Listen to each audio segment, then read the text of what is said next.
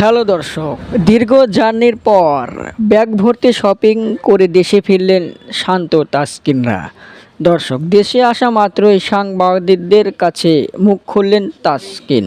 তাদের প্রশ্নের জবাবে বললেন, এমন বাজে ব্যাটিং আমি 10 বছরেও দেখিনি।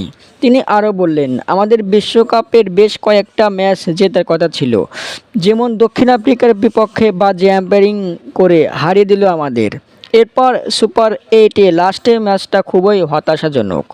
আমরা বোলাররা ভালো বোলিং করেও ম্যাচ জিততে পারিনি, হারলাম মাত্র 7 রানে।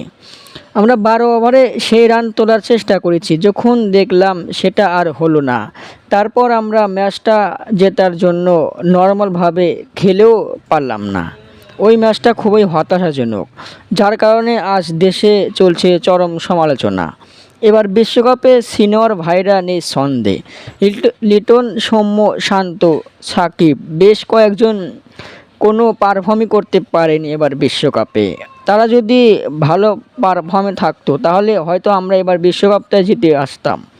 দর্শক, আপনাদের মতামত কি? তাদের মতামতের সাথে কি একমত? কমেন্টের মাধ্যমে জানিয়ে দিন। ধন্যবাদ।